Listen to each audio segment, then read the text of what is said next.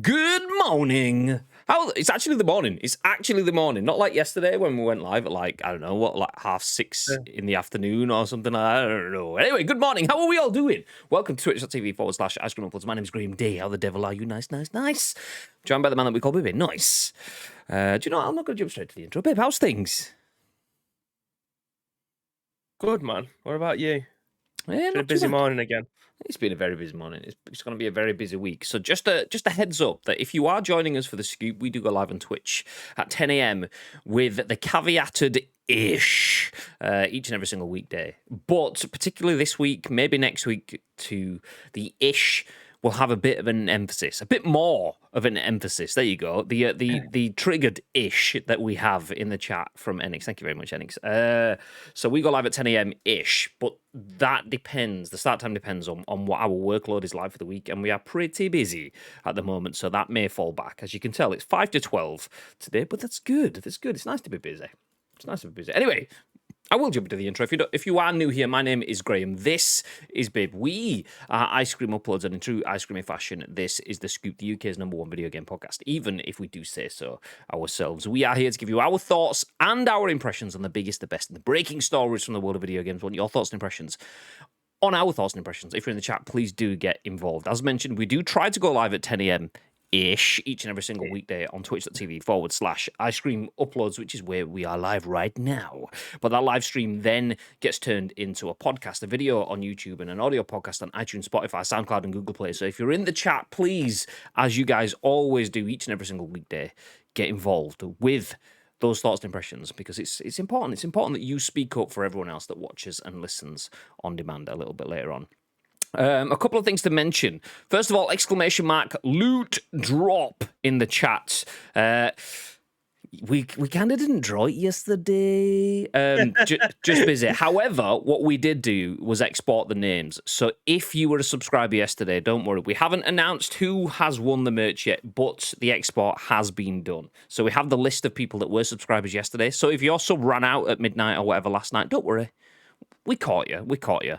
So anyone that was a sub yesterday will be included in the loot drop. Just a reminder that this, you can see just there on my door behind me, is the Ice Cream Uploads esports jersey. That, or anything else that you prefer from the Gamers Apparel Ice Cream Uploads merch store, one person that is a sub, or that was a sub yesterday, will have a chance to win that stuff. So we will draw that maybe towards the end of the show. If not, we'll do it and just drop it into the Discord today. But the list has been exported, so we do have the list of names yesterday. We just haven't got around to drawing it because being super busy. But don't worry, it's all good. It's nice. It's nice. All your names are in the hat. As well as that, !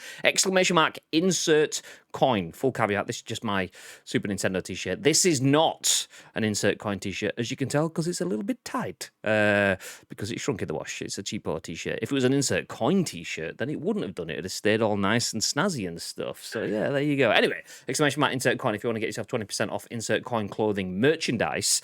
Not just tees, hoodies, whatever you want. But the reminder that myself and Bib will be doing, it is a Prime Money special. It is, yeah. Myself and Bib will be doing our insert coin stream this week. That will be taking place tomorrow. Also, reminders that England are playing tomorrow, so we will not be streaming in the evening. So rather than doing the scoop and then doing an afternoon stream and then jumping over to insert coin, we will be doing the scoop and then we'll be streaming on insert coin tomorrow afternoon. I actually need to lock in that time with the people at insert coin, but we'll probably arrive live around 1-2 on official insert coin on Twitch. So if you haven't followed twitch.tv/official insert coin, go over there, drop a follow now.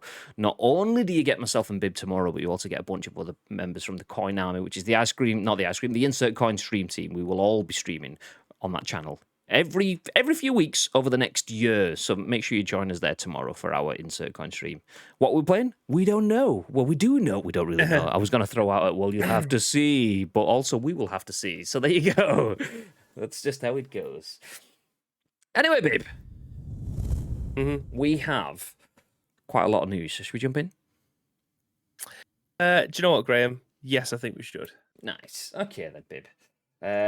In true Scoopy fashion, and it's not absolutely me fixing something that breaks every time I start up the stream. Do you know what? I'm going to peel back the curtain a little bit. Basically, every time I start up my OBS and I want to open up Chrome, which is what I use as my browser source to be able to, a window source to be able to bring up the news articles on stream. I have to click through and make it find that source every time. It doesn't just go, oh, look, here's the only Chrome browser you've got open. So usually when I start off the stream, I'll ask maybe something about the lead article. But speaking of which, actually, let me run through the articles. So the first article of the day is that Sony will be charging a fee if you want to upgrade Ghost of Tsushima. So if you've got it for the PS4 and you want to play it on the PS5, that's great. But there are new upgrades coming out for the PS5. Sony will be charging you a fee for that. What do you think? We will jump into that article first before we do that. Let's run through the rest of the articles that will follow. So PlayStation's spending spree is radically different to Xbox's. This is another GamesIndustry.biz opinion piece. We had one yesterday, which kind of fueled a lot of the conversations for the show. But Chris Dring at GamesIndustry.biz has that opinion piece on how PlayStation's purchasing of different studios is very different to Xbox's, but also in keeping with what they've done previously. We'll jump into that. As well as that, details on what PlayStation Now's games for July will be.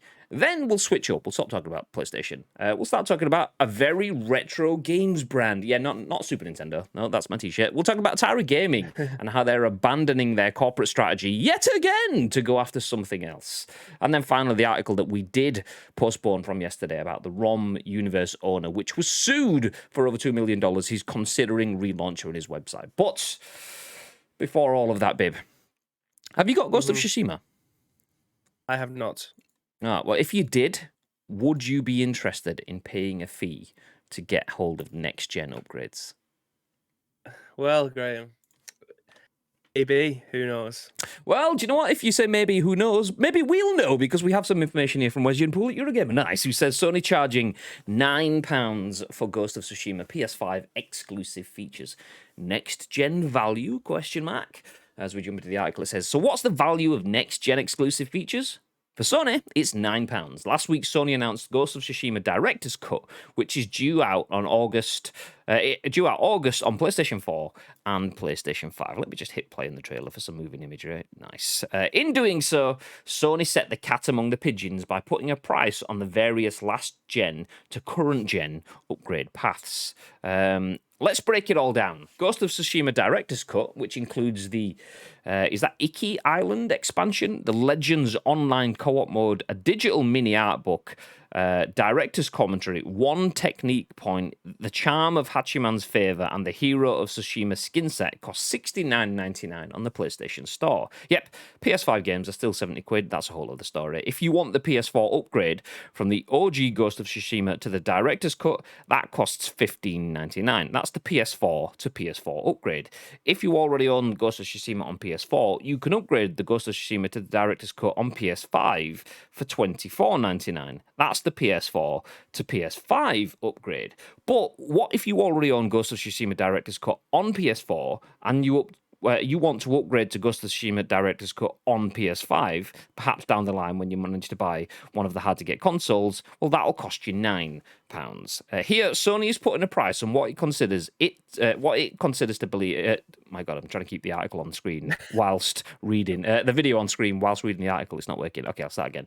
Here, Sony is putting a price on what it considers to be the value of the PS5 exclusive features it's adding for Ghost of Tsushima. What do you get for your £9? Well, here is the official list as it's set out on the PlayStation Store. Oh, pause. Dynamic 4K resolution targeting 60 FPS, DualSense haptic feedback and adaptive trigger resistance, 3D audio with stereo headphones, analog or USB, lip sync for Japanese voiceover, and the ability to transfer PS4 saved progress to PS5 game. There's been a vociferous debate about the rights and wrongs of this move by Sony. It's already a sorry situation where Sony locks next-gen features behind a director's cut paywall, but £9 for improved 3D audio, DualSense support, and Japanese lip sync feels grubby. Sony's policy here is in stark contrast to the approach taken by Microsoft, which offers free next-gen upgrades for its Xbox games. Some third-party publishers do too, but now Sony, which, let's remember, did offer a free next-gen upgrade for Insomniac's wonderful Spider-Man Miles Morales, is not. As you'd expect, this hasn't gone down well. Quote, makes the decision easy for me to wait it out and get it cheaper down the line, wrote Redditor K2, the Blam? I don't know. Okay. Sucker Punch's Twitter page is dominated by replies from frustrated fans too. Will Sony U-turn on this? Doubtful. I'll let the market decide. If it makes bucket loads of money from this next gen upgrade, it'll do it again. No, it'll let the market decide. If it makes bucket loads of money from this next gen upgrade, it'll do it again. If customers vote with their wallets and stay away, it will try something else. We'll find out soon enough. So Sony is charging £9 for Ghost of Tsushima's PS5 exclusive features. Is there value in there? Paying for next gen functions. Is that right? Is that wrong? What are your thoughts, Pib? I genuinely think that you should pay for all upgrades. This feels like the same conversation that we was having yesterday, to a very small degree, or to a much larger degree, depending on what side of the fence that you're on. Like, you're having to pay £16 to go from the original Ghost of Tsushima to the director's cut, and then paying another £9 to have to make a jump to go onto the PlayStation 5. I'm not the brightest in the world, you know what I mean? Like, but that's how I read this article. If you had the original base game, you want the director's cut, it's 16 quid. If you want the PlayStation 5 version on top of that, you have to pay the extra £90. Or was it £70 for the whole lot? You have to rebuy the whole thing again. I don't know. I'm trying to work it out again. Well, I was trying to read it as you was going along. As Asim says, don't you need a degree in astrophysics to figure out how to get cross saves sorted from PS4 to PS5? Hashtag Garyism. I mean, it's just the same thing applies to just working out the purchasing models as well. So yeah, there you go. Well, for me, like, if they're putting extra effort in, and they got the director's cut, which will have a whole. I've never played Ghost of Tsushima. It doesn't seem my type of game. So, but if I was in there and it was giving me a lot of value for what I'd already received, and there was more content, I'd have to pay the £16. I'd probably have no problems in doing that. Again, likewise, if they had the option to be able to play this on a PlayStation 5 with improved graphics resolution and all of the things before it, and I had to pay for that, that's absolutely fine. Like, I think as a whole, we are a very entitled bunch, video gamers, that if you've got something and something else is better, you shouldn't have to pay for that. You should get that for free. I don't think that's right. Like, if people have gone and created a brand new experience for you, or added to the experience, or made the experience better for you, why shouldn't you have to pay for that? So I'm dead. It's exactly the same thing as yesterday, in my opinion. They've got the PlayStation 4 version. If you want the PlayStation 5 version and you got the free version, just fucking pay for the new version if that's the one that you wanted. You don't have to. It should be a God-given right for you to be able to have that. What was the PlayStation story yesterday? I'm trying to remember it because I've slept since then. What I remember we had Greedfall stuff. Ah, yeah. Okay, yeah. So, but there's a better version out there. Like, the difference is someone has already bought this version. It wasn't given to them for free on PlayStation Store. So someone's gone out and paid £50 for this game, and now they're being told that to get a better version of it, you have to pay half of that again to be able to get there. So what?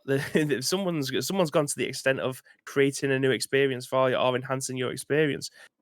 Right, you should have to pay for it. Like, why should you expect it for free? I know there's companies that aren't that are doing that for free for you, but that's their prerogative. They'll get you some other way later on down the line. But this is apparently one of the games of a generation. Why shouldn't you have to pay for it? No, I agree. I mean, I go from disagreeing with you yesterday. I don't think the Greedfall situation is the same as this. I think it's very, very different. I think the Greedfall situation is you are paying for a game and getting a game and then having to pay for the upgrades. I feel it's complex. And a lot of issues come from Sony's difficulty of what we see as users is I have a game on the PS4 and I stick it in the PS4 and I can stick the game in the PS5 and play it as a PS5. It's the same game, but Sony internally have different SKUs. Okay, well, the PS4 version is the PS4 version, a PS5 version is a PS5 version, and that's compounded by the fact that Xbox make it so simple. PlayStation have done themselves a lot of dirty with that sort of. I mean, it's just the way that they've organized the system. It's not great, and it's led to a lot of issues from a UX perspective. We just think we are the users, and our experience of this journey is simple, whereas behind the scenes there's a lot of shit going on. Like, pulling back the curtain, you can see that Xbox's system's streamlined for that, whereas PlayStation's isn't. Which is, that's fine. If you don't pull back the curtain, it's all good. But then you get to points where Xbox's version of the system just allows them to do things that we'd expect. Oh, well, PlayStation will do the same, and they can't because of the complexity of their system. Okay, well, that's led to all these different conversations and so on. But Greedfall, for me, yesterday, if you missed that conversation, that was Greedfall was free on PS Plus, which is not free. Pirates! I love your faces. We love your faces too. Well, face. You know what you mean. Thank you very much, Pirate, for the 20 months. Miss you. Miss you. So yeah, Greedfall is free, but not free because you pay for your PS Plus. Anyway, that was a whole different conversation. I mean, Bibby had differing opinions, but I fully agree with Bibby on this one. Sony charging £9 for Ghost of Tsushima's PS5 exclusive features. And did you buy the PS4 version? Yes. Does that work on the PS5? Well, actually, it does. So you've got yourself an extra benefit there. Did you buy the PS5 version? No. Oh, well, do you want the PS5 functions and features? Yeah. We'll get the PS5 version. Bibby drives around in 2 Lambos. He doesn't like get the keys out to a Fiat Tipo. I mean, that's probably a better example with a Ferrari kind of thing, because same company. Let's leave the Lambos. Let's go to the Ferraris. I've got the keys to a Fiat Tipo. I want to stick them in a Ferrari, LaFerrari. My key doesn't work. It doesn't turn it on. This is bullshit. Oh, did you pay the money for the Ferrari? Because it's a lot more expensive. No, I didn't. Okay, well, it's yeah. This is an easy article from a journalistic standpoint to stick the boot into Sony, because it does ring off of those missteps that we were talking about yesterday. So if you missed the article yesterday, that was Rob Fahey at GamesIndustry.biz, who had an opinion piece talking about PlayStation's missteps with a lot of their branding could hurt them. And this is where it hurts them, because this isn't a misstep, in my opinion. This is perfectly fine. Developers have spent time trying to give you immersive experiences. And whether you think the DualSense haptic feedback is great or not, that's not a conversation. That is their next gen function. So they've spent the time putting that sort of stuff into their game. So it kind of, there you go. But what if you already got on Ghost of Tsushima Director's Cut on PS4 on actually? There you go. Well, no, it's not that one. There was a line. Yeah, but £9 is what you're paying for improved 3D audio, DualSense support, and Japanese lip sync, and it feels grubby. Is an opinion.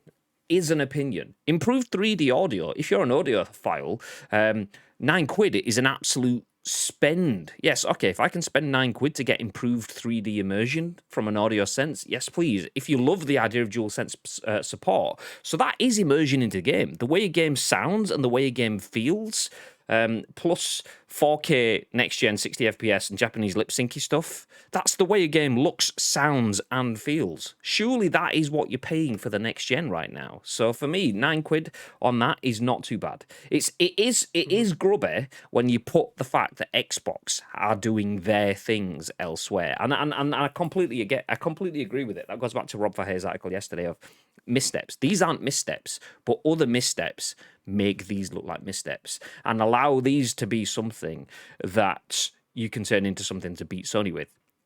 Do you want next-gen upgrades to Ghost of Tsushima? Yeah, okay, well, we've done that, but it will cost you money to do that. Yeah, probably they could have absorbed that cost. Probably. I don't know. Let's just assume they could. Or let's just assume this increases their profit margin, which already is reasonably healthy, which means that the chances of getting Ghost of Tsushima banter will be much higher. So I don't have an issue with this. Sony charging for next gen upgrades. Even yesterday, I was saying, okay, what if Greedfall came out with the Assassin's Creed-esque £10 upgrade? Well, Sony have just done that for £9. So yesterday we wanted it, but today, because we've got it and it's still not as good as Xbox's, it's not good enough. Different horses for different courses. Greedfall, do not agree with. This stuff, I agree with. You want better, pay better. You get what you pay for. Sometimes you get what you don't pay for. That's wonderful. But sometimes you have to pay for it. And it is what it is. For me, anyway, that's my opinion. What do you guys think? Let's jump through the chat. Enix says, hello, if anybody wants a job, let me know. Okay. Yeah. It depends what it is. Enix says, I need to go to Primark and a ton of boxes over lockdown, but use them all now. What, you used them all? What, do you throw them away once you've used them? What are you doing with your boxes? You do realise that you can just wash them and use them again. Good morning, Gagad. How's things, dude? Good morning, Mr. Hulkamania78, aka PUBG Champ. I'll rate. Work gets in the way of all the fun. It does get in the way of all the fun. Maybe games on Thursday, potentially. Tomorrow we do have our insert coin stuff. So I think it was last Wednesday maybe we played PUBG with West and yourself. But yeah, we'll have some games this week for sure. Hulkamania says, I've never played it and I got a copy of Facebook Marketplace for 19 quid. So the £30 upgrade is worth it for me, having never invested initially. But anyone who owns it previously, it's a bit naughty, but the quality will be worth it, in my opinion. And it says, great game, but yeah, a bit of a rip-off considering they already gave us 4K and 60 FPS update, but then want to charge for dual sense features, improved lip sync, etc. They would have been better just charging for an expansion rather than it calling a director's cut, which seems to be the new buzzword for slight remaster. I mean, that's a good take, that, to be fair. I mean, is that what it is? Calling it, I mean, the way that they've phrased it in here is it's an already sorry situation where Sony locks next-gen features behind a director's cut paywall. Is it the fact that they're not just saying next-gen? I mean, we didn't have a problem paying for Last of Us Remastered. Can they not just call it remastered this time? Is it the fact that it's a slight remaster and not fully worked through it? Or is it just a little bit of a witch hunt? Okay, we've now established the narrative where Xbox it's complete role reversal. Xbox last year was like Scumbag Steve and PlayStation was good guy Greg. And now it's a flip reversal. It's Scumbag Sony and good guy Xbox. So yeah, We'll wait and see where you're going with that. I was trying to find something alliterative. I didn't plan to, which, as you can tell from the way it ended.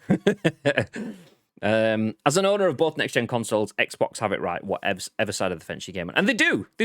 But that, as we keep mentioning, Xbox have a lot of ground to make up, and they're making that ground up. PlayStation don't want to rock the boat, which is understandable. But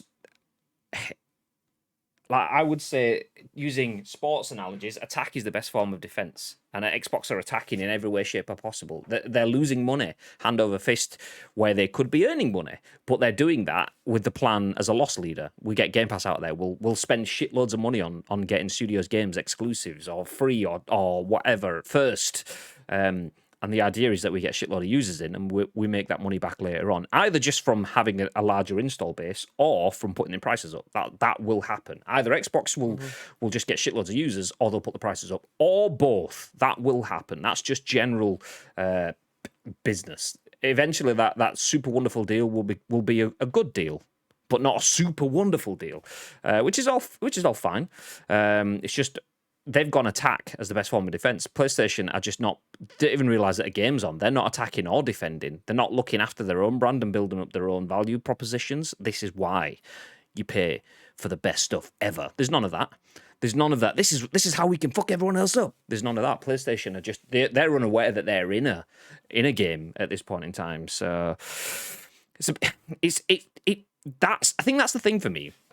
So PlayStation has some brand missteps in terms of they've allowed their brand planning to be done in a way that has opened them up to criticism when you look across the fence. There's natural competition.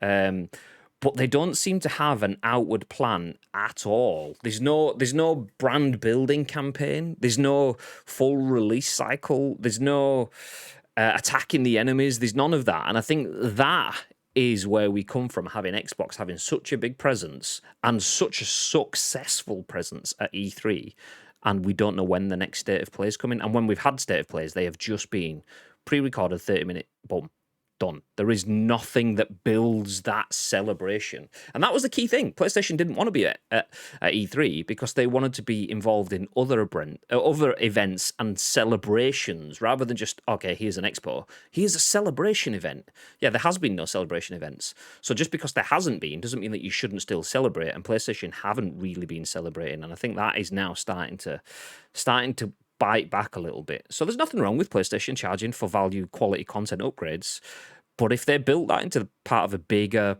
pipeline, a bigger content drop, and either they've not got the plan or it's just all on hiatus until everyone can start getting hold of a PS5. Whatever it is, Xbox aren't going, fuck, well, not everyone can get a Series X yet, so let's stop talking. Xbox have just gone, fuck it, look at all this amazing stuff, yeah! Woo-hoo-hoo! PlayStation like, shh, just don't mention the PlayStation or anything yet, because, yeah, shh. So, yeah, there you go. Anyway, let's catch up through the chat and then I'll jump into the next piece because it doesn't go too far and it's another opinion piece. We won't spend as long on that one as we did as yesterday's opinion piece, though.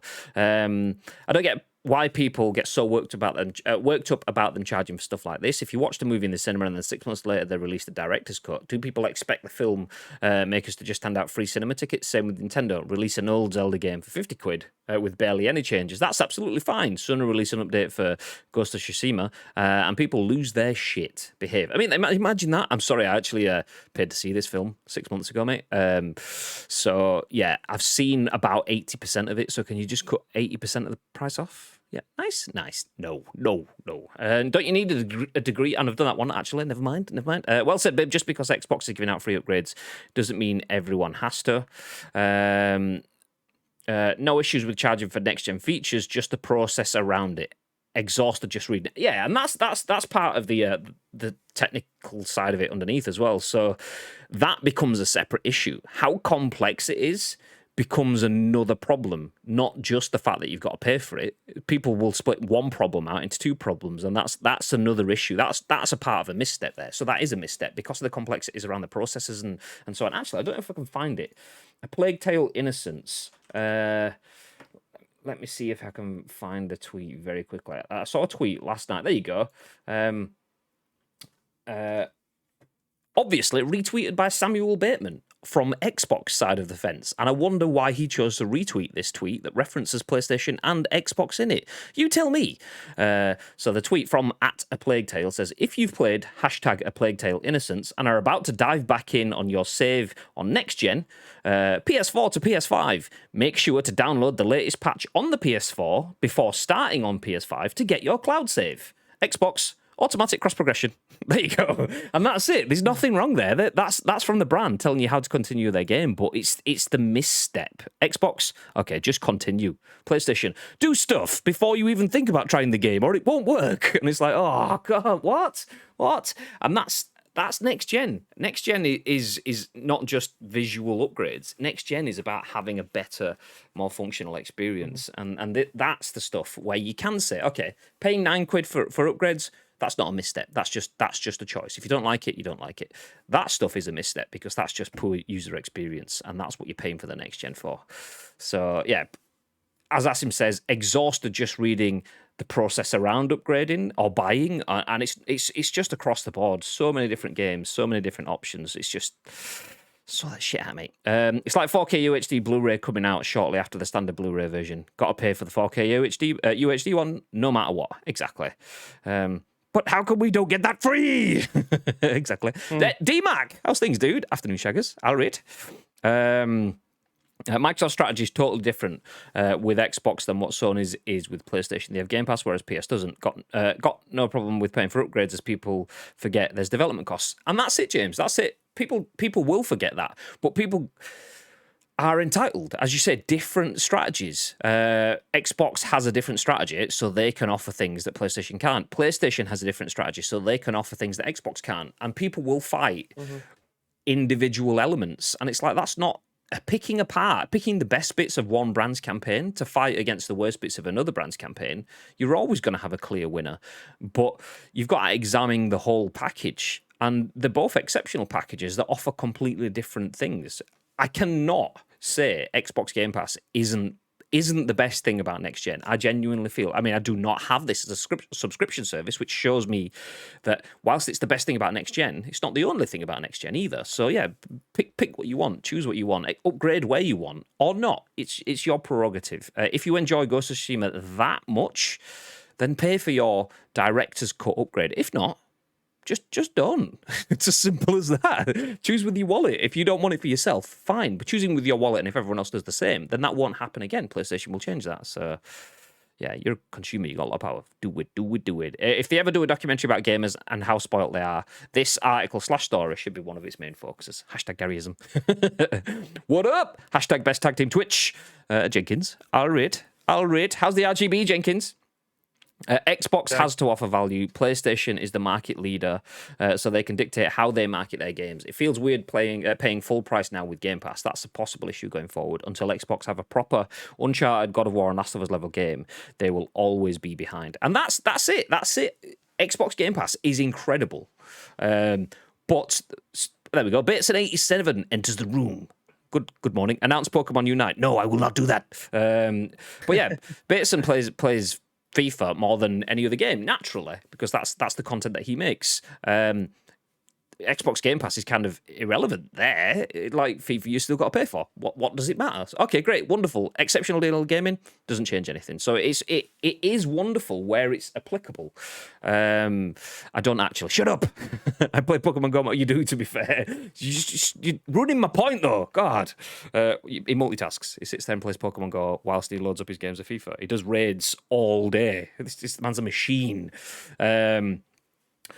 But yeah, the point being though that Xbox Game Pass is exceptional when you need it to be, and so is PlayStation's element. So there, Uncharted, God of War, Last of Us, as Chris mentions in the chat, none of that's on Game Pass. If that's what you're after, Spider-Man, Miles Morales, if that's what you're after, that kind of game, Xbox doesn't have it yet. Xbox has something wonderful, and so does PlayStation. Something costs, something doesn't, and something delivers where something else doesn't. So yeah, pick your side of the fence, go that way. It's nice. Good. Anyway, seeing as we've got the startings of a little bit of a console war conversation, let's continue that with our next bit of news. This one is written by Chris Dring at gamesindustry.biz, and it says PlayStation's spending spree is radically different to Xbox's opinion. Once again, this isn't a news article. This is just Chris Dring's analysis of the industry, and it says the company's recent spate of acquisitions is in keeping with what it's always done. So we were having conversations of, is this a knee-jerk reaction? PlayStation snapping up studios? Is that a reaction to Xbox's Bethesda acquisition? Well, according to this, no. So let's jump in. PlayStation's recent acquisitions may look like a reaction to Xbox, and in some ways it is. Sony has a number of close independent partners across the industry, and with leading games companies running around buying up all they can see, and not just Microsoft, but Tencent, Embracer, Zynga, EA, it's important for Sony to protect its interests and ensure that its key partners stay around. But Sony's acquisition strategy is more considered than a lot of the mergers and acquisitions happening in games today, and certainly in marked contrast to what Xbox is doing. Microsoft's acquisition strategy is almost frenzied in its approach to buying the best talent available. Bethesda was the big headline purchase, and one that sent shockwaves through the industry. It has added significant strength to Xbox first-party output and is a major boost for the Game Pass subscription service. Yet, it was also an acquisition that didn't really fit with what Phil Spencer and Matt Booty had been talking about in interviews. They were looking for studios that could add new types of games and appeal to different audiences. We talked about family games, Japanese games, games for Asian markets. What they didn't need were more RPGs and shooters, but that's exactly what they bought. That's not to dismiss the value Bethesda brings to Microsoft. If you like shooters and RPGs, then Xbox is really the home for that stuff now, more than ever before. It's a deal that adds significant depth to Game Pass, but not breadth. There are more acquisitions to come that will inevitably deliver that, of course, but the Bethesda deal highlights how Xbox is interested in all opportunities. By contrast, Sony's recent acquisitions are more targeted and far less dramatic. Housemarque is a long-term partner that took a real step up quality-wise with Returnal. Sony has played an active role in developing that studio, and it is the inevitable culmination of that relationship. Nick says, is another strategic acquisition. PlayStation has seen big success on PC by porting some of its legacy titles. It's seen its brands reach new heights already on PS4, and PC is making those IP even more significant. Buying a specialist in PC games allows Sony to deepen its exploration of that market without impacting its existing first-party teams. Then there's Bluepoint. This studio wasn't bought by Sony last week, despite a tweet from PlayStation Japan that seemed to announce it. However, if it did or does happen, it would represent another considered move from the company. Bluepoint is also a long-term partner, but specifically it's the master of remasters. PlayStation has long leaned on legacy games to fill gaps in the release slate to strong effect. Demon's Souls was the best received game at the launch of PS5, whereas the PS4 remaster of The Last of Us remains one of the console's most successful early titles, so it makes sense to bring in a team famed for such work. Housemarque is typical of how PlayStation acquires companies. They go on a few dates, which can evolve into a relationship, and then if all goes well, they get married. It's a pretty common strategy, and in fact, some of the studios Xbox has acquired followed a similar journey, such as Undead Labs and Playground Games. Anyway, I'm going to see... Okay, fast forward to the end. Ultimately, this is how Sony has historically bought companies. It's either an inevitable result of a successful partnership or a strategic move that allows it to explore another area of the business. It's never been the company style to go out and drop billions on a Bethesda or rush out and buy anyone who may be for sale. In a year where mergers and acquisitions are dominating the games industry.biz newsletter, we should expect Sony to keep spending money. Just don't expect it to get drawn into the sort of frenetic activity that we're seeing from some of the other video games giants. So there you go. I mean, it's quite interesting when we pull it back like that. We're talking about how Sony keeps making missteps. Sony is just making mistakes. But are they? Yes, they can be shown up. Yes, they can. You can look at their team lineup, their strategy, their tactics. It was sticking with the idea of a football game earlier on.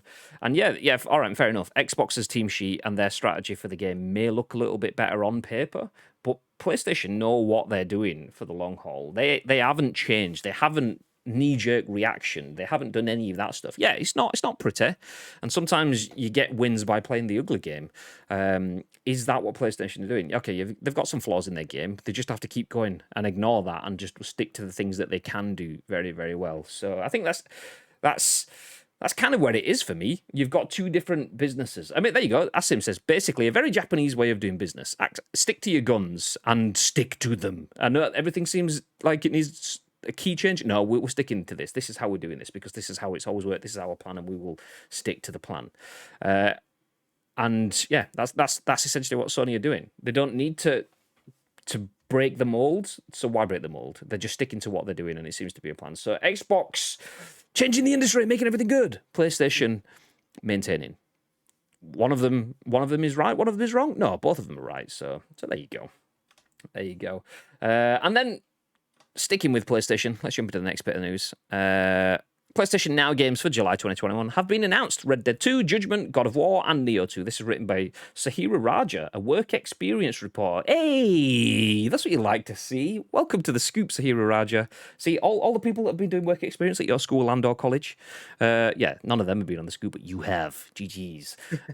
So this is a Eurogamer article that says, streaming service PlayStation Now offers a huge library of games for PlayStation users, giving hundreds of PS4 titles to download and play instantly. The biggest and arguably best game coming this month is Red Dead Redemption 2, which follows the story of outlaw Arthur Morgan, a member of the Vanderlinde gang. It's full of shootouts, heists, hunting, horseback riding, interacting with NCPs, and maintaining Arthur's honor through the choices you choose. The action-adventure game will be available on Tuesday, the 6th of July. Judgment, from the same team that created the Yakuza series, is a spin-off series that follows a detective investigating a string of murders. That game will be available for 3 months from the 6th of July until the 4th of October. And other games coming to PlayStation Now this month include 2018 title God of War, the 8th installment in the God of War series, Neo 2, where players can create their own character who was a yokai spirit and explore violent Sengoku-era Japan, and Moving Out, a game you play as a furniture arrangement and relocation technician taking on moving jobs across the town of Packmore. What the fuck? Olympic Games Tokyo 2020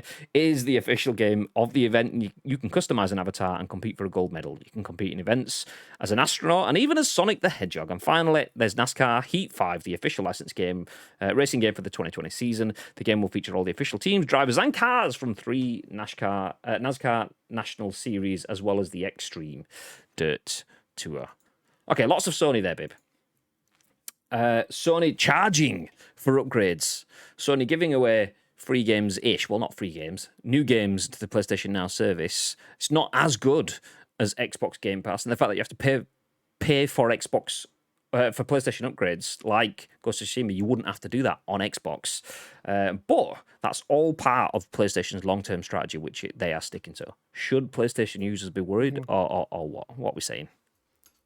Oh no, but the 3 games out of those that they've listed there, like God of War, Neo, and Olympic Games. Olympic Games is something that me and Samantha love to play. Like London 2012 was it? I think on the Xbox 360.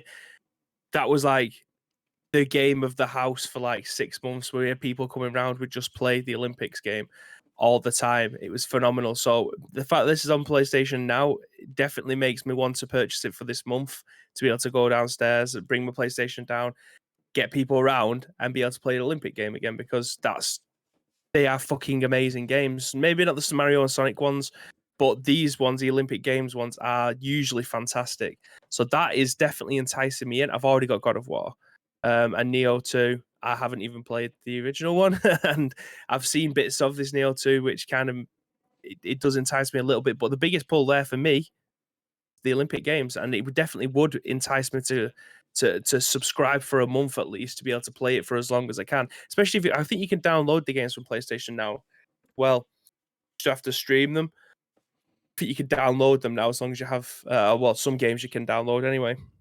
But that is that definitely entices me in, shall we say? It's interesting because we used to have Mario and Sonic at the Olympic Games. Mario's been ditched. It's just Sonic at the Olympic Games now. Get the fuck out of here, Mario. You're not made a game apart from Mario Kart for the last fucking million years. And even that one was made a million years ago. You just keep reselling it again. So yeah, it's just Sonic at the Olympic Games. Get out of here. A little bit gutted, actually, because I thought the PS Plus games for this month, I thought Red Dead Redemption was on it. I didn't realize it was PlayStation Now games. Yeah, we had PS Plus on Friday, was it? I can't remember. But yeah, Asim says this is pretty good, but not as good as having access to hundreds of games and day one releases for only $9.99 a month. And if you're new, you can even get 3 months right now for only $1. Nice. A little bit of a shooting. Nice. Yeah, no, exactly. Black Ops 4, wasn't it? That's the one. Yeah. Game Pass definitely a better offering by far, 100%. That said, I'm not worried about PlayStation. Not yet. I mean, maybe in time, but right now, no. Anyway, let's jump ahead. So we don't really need to worry about. Well, actually, by the way, I've just put a link in the chat if anyone wants to hit retweet on the tweet, just to let everyone know we're live. I've just retweeted it myself as well, so go do it. Yeah, so we don't have to worry about PlayStation. That is the summary. Yes, Xbox is doing some things better. PlayStation does some things better. Don't need to worry. That's the summary. However, if you're an Atari fan, no, let's try that again. An Atari fan, maybe you do need to worry. Or do you? Is it a good thing? I don't know. We'll see. As this article from Chris Scullion says, Atari Gaming is abandoning its free-to-play and mobile games strategy. The company will now focus on delivering premium PC and console games. I mean, that in its own speaks nicely to me. Just taking that at face value. Atari, a brand that I love for many retro memories. Not that I'm a big retro person anymore, but one of my first gaming experiences was on my nana's dodgy sticked Atari console kind of thing. So I love the idea of Atari coming back. And premium PC and console games, yes, please. That's what I play. Premium PC and console games. However, Atari don't have the greatest track record for sticking to business strategy. Anyway, we'll come back to that after. Well, let's jump into the article now. So Atari Gaming is abandoning its decision to focus on free-to-play and mobile games in favour of premium PC and console games. The company announced today that its board of directors approved the new business strategy, GI.biz reports. Atari announced in April that it would be restructuring its operation into two separate divisions, Atari Gaming and Atari Blockchain, with the Atari Gaming division focusing on retro gaming, specifically through mobile games, the VCS console, and licensing. However, today the company decided to modify these plans to focus on more bigger budget experiences, stating that it planned, quote, to build a strong pipeline of premium games on all platforms, with the first titles arriving sometime before the end of March 2022. Quote, our intent with any gaming experience is to provide accessible and joyful moments of meaningful play, Atari CEO Wade J. Rosen said in a statement. That's the core of Atari and what binds our history with our future. To that end, we feel that premium gaming is better representative of this type of gaming experience and the Atari DNA. end quote. It added that while free-to-play mobile games that had been successful and continue to enjoy a user base will remain, while others, including Rollercoaster Tycoon Stories, Crystal Castles, Castles and Catapults, Ninja Golf, and Atari Combat Tank Fury, will either be sold to other companies or closed down entirely. Atari released its VCS console on June the 15th, following an Indiegogo campaign that saw around 11,000 backers receiving their consoles earlier in the year. VGC's Atari VCS review, which was published in March, concluded, quote, ultimately at this stage, the VCS is a curious little device that looks the part and offers impressive compatibility with a variety of peripherals, but doesn't really boast anything truly unique, and that should have people eagerly opening their wallets. AKA, it's nice, but doesn't really offer you anything. Is it worth it? Anyway, Atari Gaming abandons the entire business strategy that they've just set out on to go in another direction yet again. Babe, what are your thoughts? I've just gone onto the Atari website to have a look what games they have brought out in like the last 10 years or so. And there is nothing there that stinks to me of them coming back with a bang. Do you know what I mean? Like Rollercoaster Tycoon, great game to a very small degree. Is it better than Theme Park World? Absolutely fucking not. But it's, I think, unless they're going to start releasing some of their old games again for newer consoles, like what they're going to do is start bringing out fucking a new ET game. Are they going to bring out a new Pac-Man game? Are they going to, like, what have they got up the sleeve that makes them think that this is a great decision? Like, more power to you, Atari. If you want to bring out new games, there is absolutely nothing in this world that is stopping you. But what are they going to bring to the table that's absolutely new? I don't know. Hopefully, it's something decent. I can't go through another repackage arcade disc or whatever where they just have all the arcade classics rebundled and sold off as like a new experience for consoles. No, if you're doing this, it needs to be done properly. You are like the godfather of video games. Like what you did 40 years ago is fantastic, but what have you got up your sleeve now that you think is going to challenge the status quo? I don't think they've got it in the locker. Genuinely, that's the reason why I think they went into mobile games in the first place. I think they got chased out of the scene a long time ago.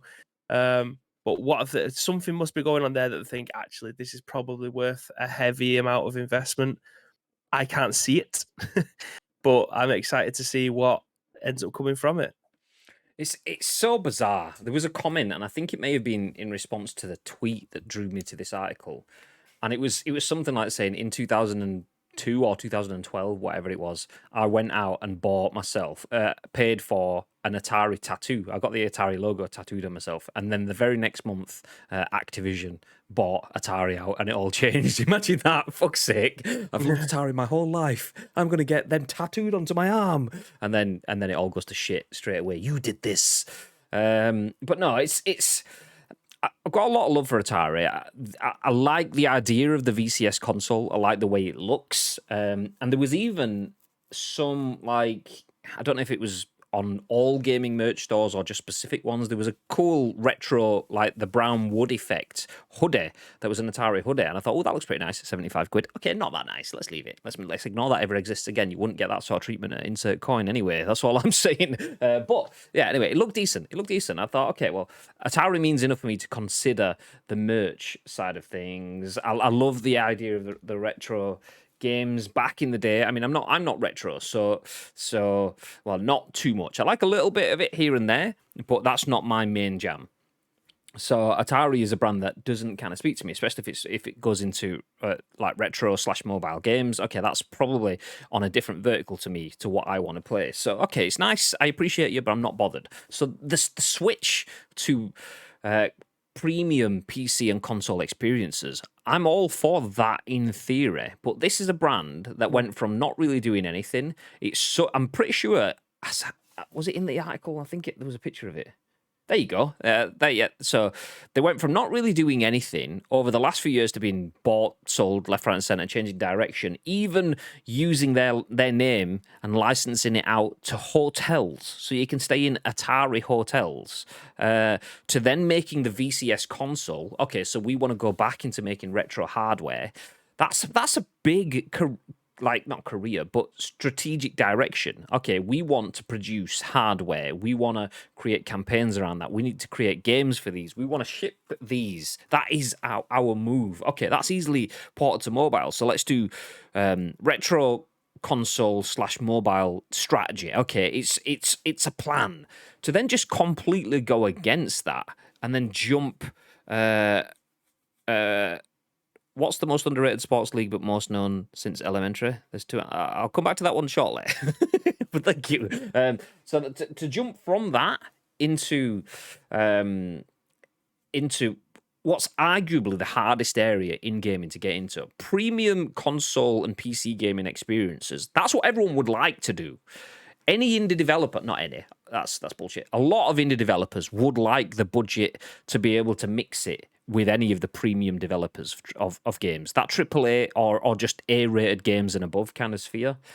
Loads of people would like to do that. Just because you'd like to do that and you have aspirations to do that doesn't mean that you can do that. And to do that from a knee-jerk switch into mobile game and then a knee-jerk switch back out of mobile gaming, I love the idea of Atari coming back. I mean, we've got a gap. Xbox, I've snapped up Bethesda. There's a space for another conference at E3 now. If that's the Atari conference, yes, please. But I will reserve judgment because I am not convinced. I would love to see that being exceptional. Not convinced. So yeah, exactly on board with the same comments as Bib for that. Fine, nice, great, lovely. Is it going to be anything? We will wait and see. Okay, so Zachariah Zane Zeidler says, what's the most underrated sports league but most known since elementary? There's two answers. I don't know.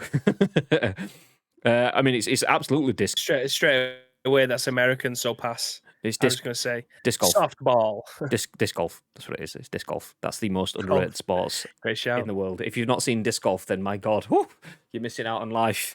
But yeah, tell us. Give us the answers as we jump ahead. Anything else actually to add on the Atari article before we jump forward, Bib? Nah. Nah, I was like, is there more? But no, that was it. Okay, nice. Okay.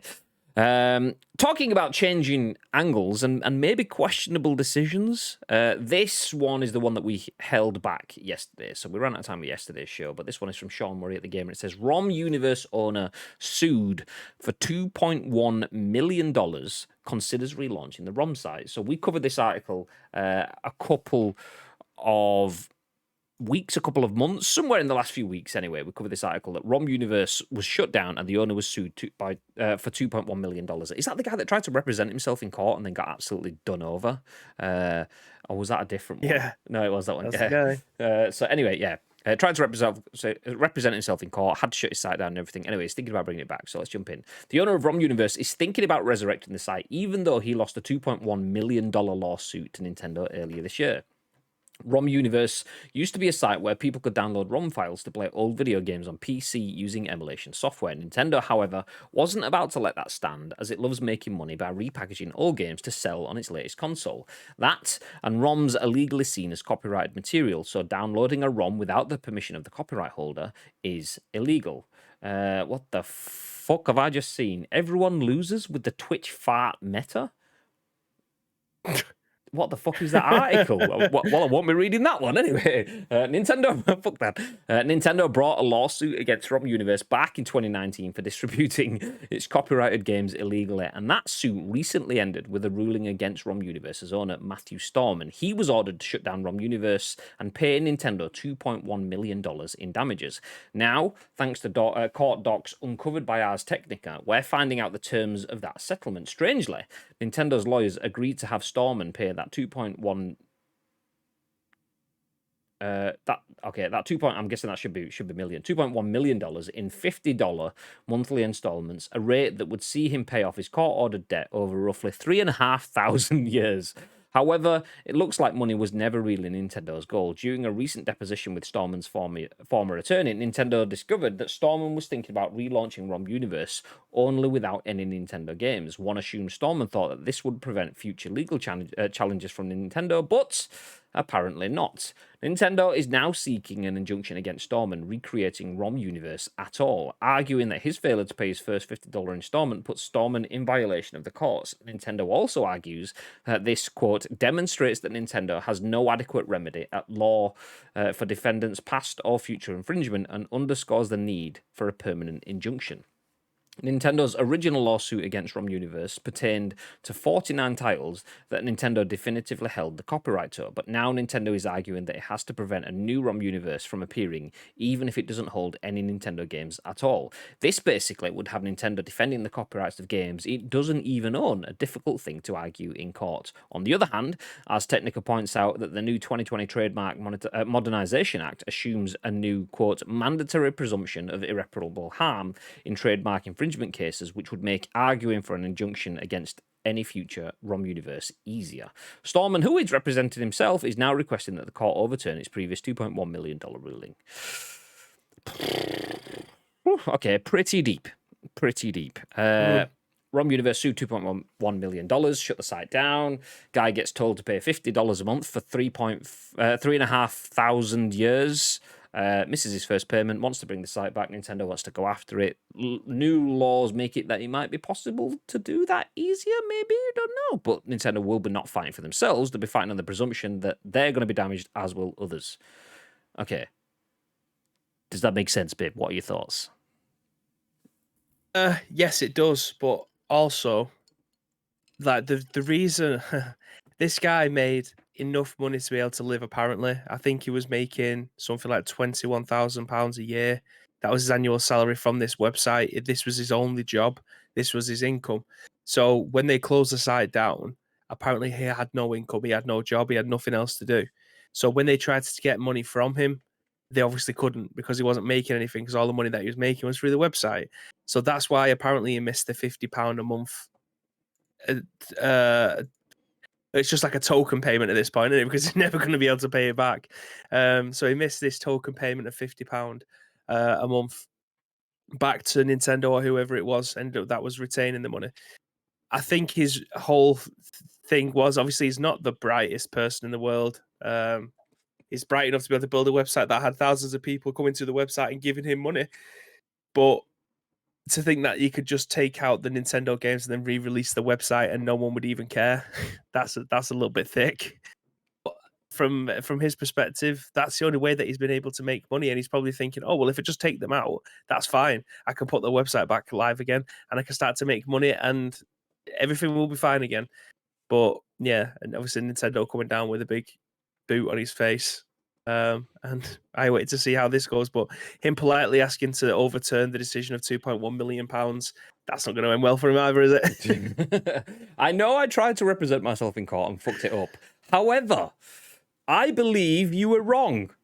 Oh, the courts of law is going to go. Actually, yeah, just a quick look at the notes. Turns out we were wrong. So yeah, keep your $2.1 million. It's a good job you didn't spend that $50 in the first month because you've been getting it back. So you've saved yourself a bit of hassle. Yeah, that's not going to happen. That's not going to happen.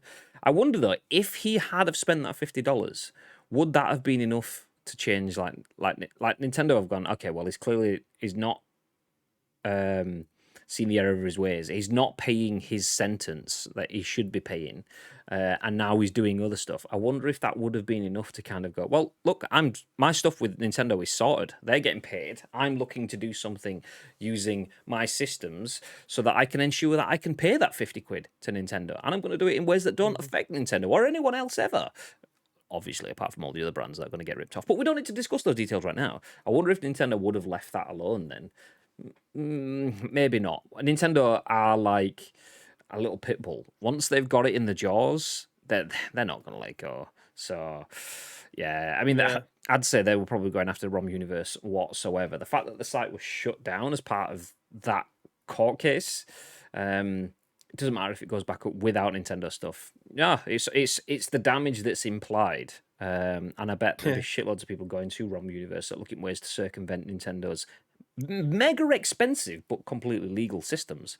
So Yeah, just leave it alone, Mr. Storman, or whatever your name is. You've already been done for $2.1 million. You're just going to make it worse. But then again, if you're going to be stuck paying $50 a month for the next 3,500 years, can it really get any worse? If it suddenly gets put to $4 million in debt, does that really matter? It's just got to be paying it off for 6,000 years.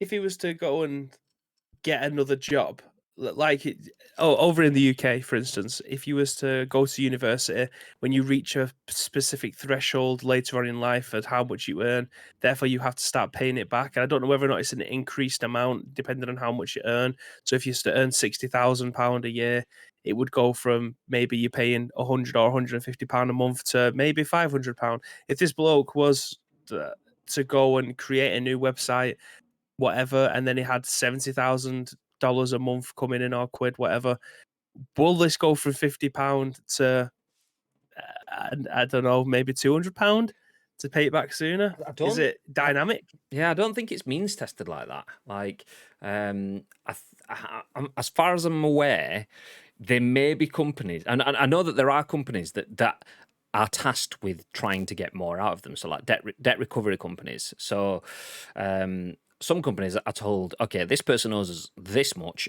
get the money back, and they'll come along and do the whole, oh, we want you to pay all $2.1 million back. Is what they'll start saying, but what they really mean is, can you pay more than what you have been doing?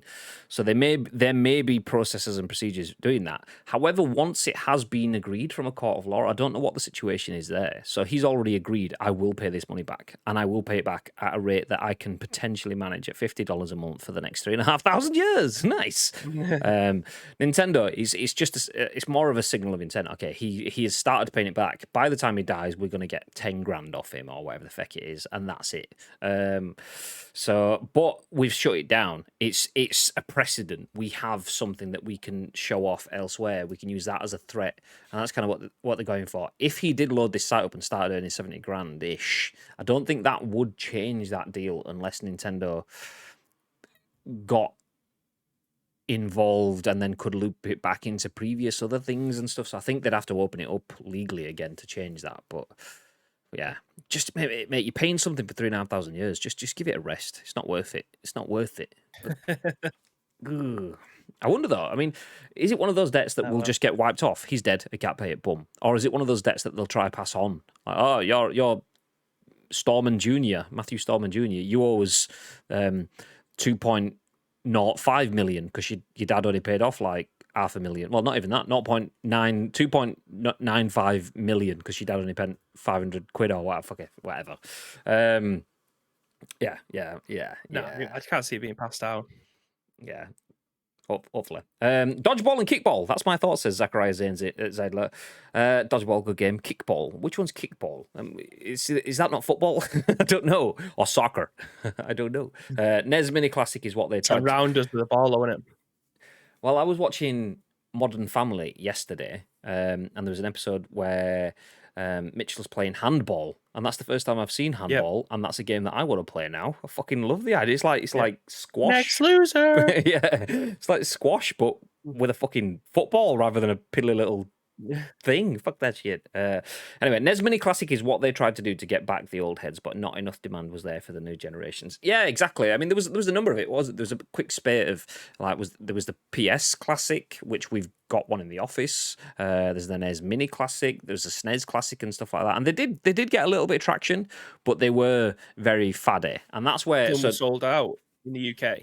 All of them sold out, and you couldn't get them for anywhere for a long time. Resellers was making a lot of money off those. I think that's in the UK. I'm guessing you're from America, though. I think it's still the same though. Like there was the spike, but there was never really a long-term strategy for any of that sort of stuff. So they got people interested, and it was the old heads, as the way you've put it there, people that had tried it before, predominantly, that opted in. But there was no strategy for lengthening that. So a lot of people went out. I remember it was either the NES or the SNES Classic was, let's say, I don't know what the cost is. Let's say it was 75 quid. They were selling everywhere for 200 quid because scalpers had artificially inflated the market. But the demand for it was so extreme that people were paying it, but it just didn't last long because they had no long-term strategy. Okay, here's the classic console. What's next? Well, after that, we could talk about the classic console again a little bit more. Nice. It's like, okay, well, how do you get games onto it? It's probably some of them didn't allow you to get games onto it. Some of them you had to like hack your way into the fucking systems using USB stuff. I mean, people to do it properly, you kind of wanted to bring back the whole cartridge mentality, whether that was through a USB stick or whatever, to allow people to plug things into it. That's kind of what they really needed to go for, But yeah, it was enough for a spike, but not enough for consistency. So they got conversations, they turned heads, but not enough. There's not enough strategy there to make it be long term, which was a shame. And I mean that's exactly mirrored in Atari's situation of they launched the VCS console, which I see if I've got that article still open. The very final line, which was VGC's look at it, is. It's a curious little device that looks the part and offers impressive compatibility with a variety of peripherals, but doesn't really boast anything truly unique. And that was the shame for it. Is it's like, okay, it's nice to have these cool little consoles and stuff, but a majority of people that are retro heads will probably have them in some form of emulator or have the originals in their collections anyway. So that was the downside with the classic boom, is that it was almost like you might as well have invested with. Let's just jump to Big Bib. Cam, you might as well have not really bothered with the console, stuck with you the ones that retro collectors have probably got in their lofts anyway, and just bought that's on the shelf behind Bibby over there. The Mega Drive. You can see he's got a mini Mega Drive. Does it play games? No, but does it look cool? Yes, it fucking does. And that's it. That's what a lot of people were buying them for, because they didn't do much beyond that, which was a shame. But then again, No, do you know what they should have done? What's that? They should have future-proofed themselves, and they can have this idea for free. They should have had the console with the base games, because the reason the PlayStation 1 flopped was because the game choices were fucking abysmal. Yeah. They were shit. Got to hack What shit they out could of have it to done- put actual games on it that people wanted. Exactly. So what they could have done, and what they should have done, and this is for all the consoles, they should have manufactured a way so that there's a USB port on the side, or a USB port somewhere, or an SD card slot, where they could sell the USB sticks with a new bunch of games. Like what we was talking about Atari before. Every single time they come to bring out a new game, guess what? It's a flashback volume of their greatest hits from 1974 that no one's been playing since 1974. They could have just bundled these games up onto a stick or an SD card, sold that for 20 quid. Boom, you've got another 30 games on each of your consoles. That's the way to keep people interested in your console. That is a free idea. Repurpose these consoles and do this again, and I can guarantee you will keep these off the fucking shelves, because everyone will buy them. Just think, oh, Volume 6 is coming out soon. I've got Super Mario World 4 coming down the pipeline. And even if they don't sell the sticks, so that's kind of what I was getting at when I was saying like they didn't have a long-term strategy. The idea of like you can take out that little Sonic the Hedgehog out of that Mega Drive over there. If that was a USB stick, and on the bottom of it just plugged in, that'd be really cool. But if you could also then go, actually, people don't want to buy USB sticks all the time. Okay, well, go to our website and download the ROMs legally. Obviously, you can download shit elsewhere, whatever, but you can just pay to get your official ROMs that you could download onto the stick or any stick or whatever that you want and put them on your console that way. That way, they're in your account, have some form of e-story sort of stuff, and then that gives people the ability to keep coming back and jobs are good. But do you know what? We just corrected the retro gaming industry in about 30 seconds. So, Atari, rather than changing your business entirely, just hit up your boys. We'll fix it for you. Yeah, nice. On that bombshell, there are other businesses for us to save, so we're going to disappear and go and save them all, because that's what we do. We want to be the very best that no one ever was. To save them is our real test, and to save them quickly is our cause. I don't fucking know. Anyway, let's go. Thank you very much for joining us for another episode of The Scoop. Today is Tuesday, which means we have 3 more episodes this week. But because today's Tuesday, there will be no gameplay streams for you today. We did have some retro GTA Vice City. Actually, I didn't see much of that, to be fair. I saw like the first 10 minutes. How did that go, Bib? What are you saying? You missed out. You fucking missed out, mate. I mean, the first part was a little bit sketchy. The PC, eventually, I don't know how, it just magically started working properly, and it was perfect. But yeah, the Vice Cry mod to make everything look a lot prettier. It a bit OTT with the blur and the bloom, if I'm being honest. It does look a bit hazy, but graphically, performance-wise, fantastic. Absolutely loved it. So yeah, hopefully at some point you'll be able to see more of that as I go to play through it. But yeah, fantastic, definitely worth picking up. Nice. Yeah. Boo, work getting in the way, which is exactly what we'll be doing today. So there's going to be no additional streams today. Tomorrow, we'll only have the one stream on our channel, but there will be an additional stream on official insert coin. Nice little timed burp there, straight in the middle of it. It's what you love to see. And if anyone wants to type exclamation, do you know what? I'll type it for you. Exclamation mark insert coin. There you go, into the chat. So the linked at channel in there, official insert coin. We will be over on their Twitch, which is obviously twitch.tv/official insert coin tomorrow afternoon. We're aiming for 1/2 p.m. So we'll be done for 4/5 p.m. We'll give you the full details on our social media, and they'll obviously retweet it from their social media as well. We would usually be doing an even stream, but England played in the Euros, so no one's going to turn up. So yeah, we understand that. I mean, we want to be watching it as well, so we don't want to turn up. So yeah, there's that too. So yeah, anyway, we'll see you tomorrow at 10 a.m. for the next episode of The Scoop, and then over on official insert coin for our next insert coin stream. But before any of that, Mr. Bibb, is there anything else that you'd like to add? Yes, again, thank you very much for joining us today. If you want to help shape our show, there is two ways that you can do that. First of all, find us on social media. It's at Ice Cream Uploads across all major social media platforms, or get involved with our Discord. All you need, all the information that you may need if you are watching this on any of our advanced services is in the description below. But all we need from you is a URL plus your first impressions. We would then give you our first impressions on the very next show, which will be at what time tomorrow, Mr. Graham Day? That will be at 10 a.m. My own voice. No need for the voice mods today. Nice. Hulkamania says, cheers, guys. Thank you very much, Mr. Hulkamania.